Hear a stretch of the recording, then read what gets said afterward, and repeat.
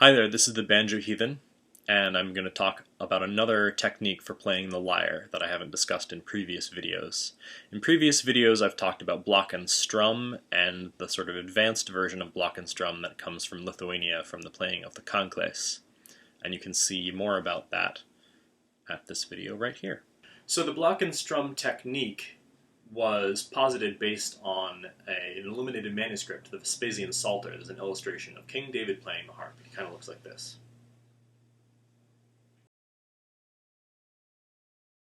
People have posited from that could easily have been a block and strum technique, which exists on other folk instruments from Europe. However, there's other interpretations possible, or there's other playing techniques that could look like this. You could easily be plucking.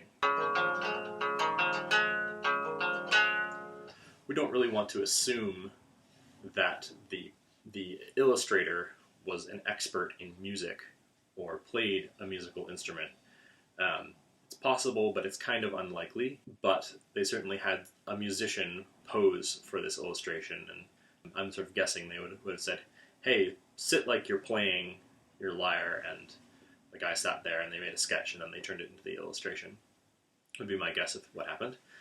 So it's likely to be some degree of accuracy in how that was portrayed. But I think that it's very possible that some other techniques could have existed. Even if what's depicted in there is an authentic block and strum technique, it's possible that there were other techniques. And here's one that I've been experimenting with. This is just an experiment. It's a tune that I wrote, and it employs a technique which I call Pluck-and-Mute.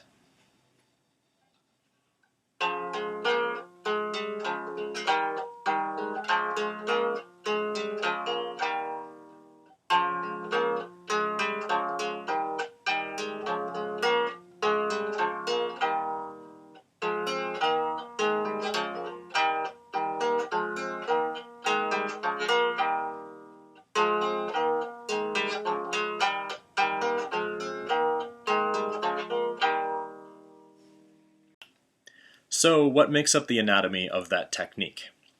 Basically, it's the same idea for the left hand as the block and strum. You're blocking the strings that you don't want to hear, while your right hand is playing the other strings, the unblocked strings, the unmuted strings perhaps. But the difference is that instead of strumming, I'm plucking individual strings or pairs of strings with my right hand.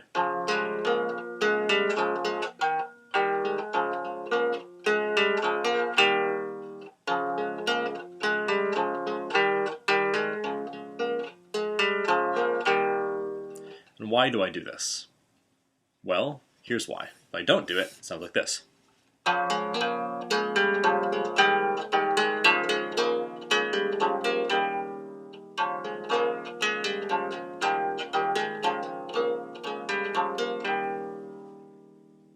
It sounds really muddy, because these Nile gut strings have a very long ringing time.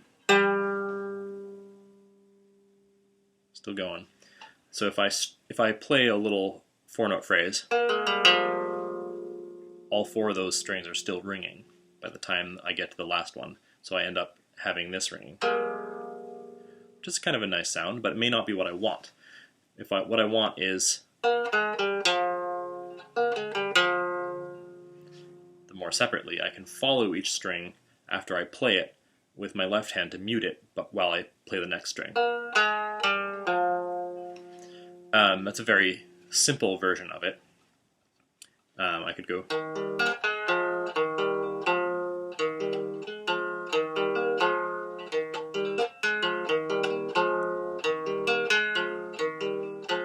It's a somewhat less simple version of it, where I'm outlining these chords. But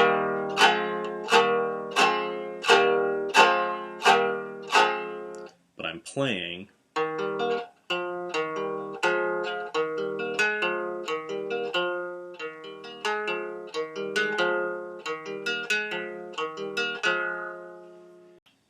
Now I'm going to take the tune that I wrote very slowly so you can really see what's going on with the pluck and mute technique.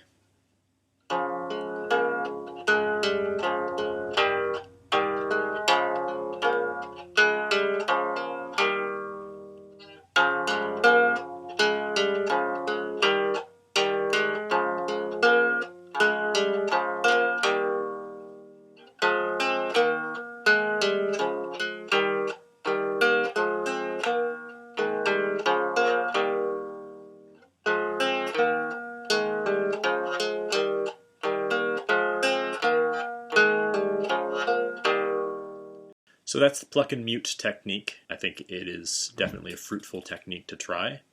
I don't really claim to be an expert in the playing or the reconstruction of the Anglo-Saxon lyre. I'm just an enthusiast, and I like to make little videos. So this is not by any means an authoritative word on the playing of the instrument. This is just me experimenting. I made this thing. It's probably not a very accurate reproduction. It's kind of big, and I sort of made it out of what I could cobble together with my limited woodworking skills, and then I'm just sort of experimenting around with how to play it, different ways. I feel like people in the past probably were just as experimental as someone like me. At least there probably were people who liked to mess around with it as much as I do. So that's my feeling on the subject. Would you not agree?